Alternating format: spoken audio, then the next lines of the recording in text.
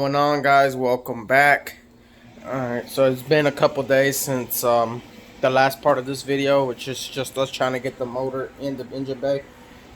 We did manage to get it in, so I can see. But what I'm gonna do today, I'm gonna be working up under the car, so I don't think I can really record down there. I'm gonna put the drive shaft in and the transmission mount and get that bolted up here in a little bit. Once I actually get these engine mounts bolted up. So let me show you what's going on. So this is what's going on with the engine mounts. As you can see, there's a gap here. I think it will close up once I actually tighten it up. And then this one's pretty much closed up.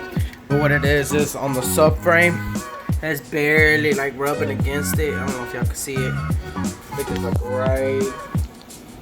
right there. Rubbing against it, and it's not letting it go all the way down. I think once you tighten it up, it should just flex enough to go down, because it's literally right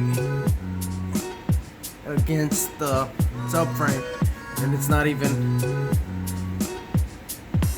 hitting it. So I think it'll be all right once I tighten it up. So that's what I'm gonna do here now.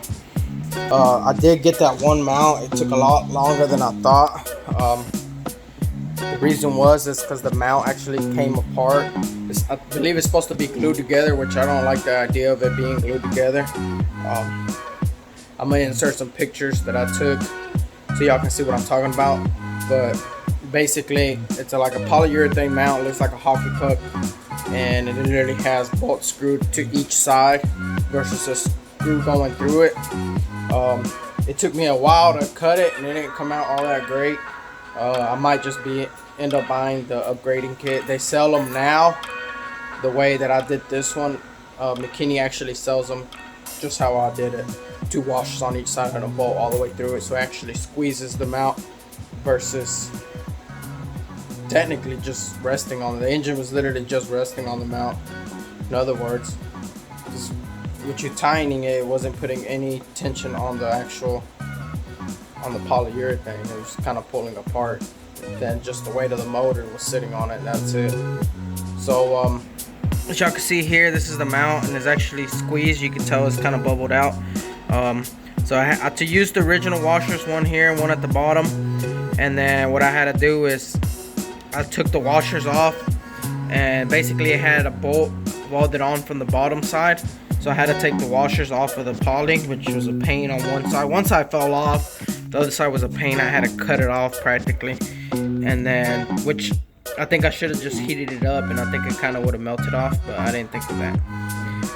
But anyways, I did that, cut the spot welds off, took the old bolts off, my bad, and I drilled a hole through the poly, and then re-put the washers back on there, and then put a bolt and a nut on the bottom side and tightened it up, and you could tell it actually worked really great.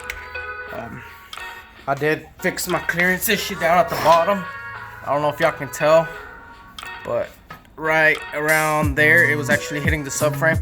So what I had to do is I took the McKinney mount loose off the subframe, and I took both bolts loose, picked the engine up a little bit and pulled it, and it pulled the mount far enough forward, because it was literally just a hair far enough, so it pulled it far enough forward to be able to clear at the bottom and actually sit all the way down like it's supposed to. So I'm happy with that. This side I didn't do. I'm just gonna run it like that.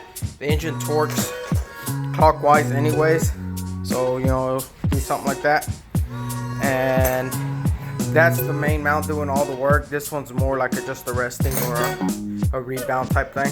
So I think it'll be perfectly fine.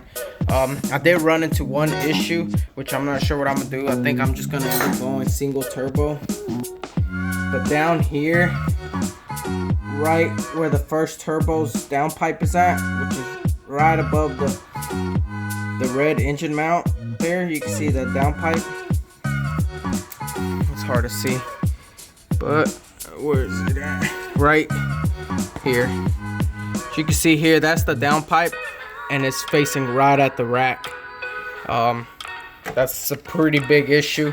there's no way I can really move the rack. I'm looking into some relocation kits to see if there's something that I can use to be able to clear it. But where it's at right there, I could possibly make a custom elbow, but to be honest, the time and money that I will spend on that for the amount of time that I'm planning on keeping the twin turbos in, I don't think it's actually worth it. But I'm gonna call it a day for now. Alright guys, so that's gonna be it for this video. If y'all have any ideas on what I could do with that rack and pinion issue that I am having, y'all leave a comment below.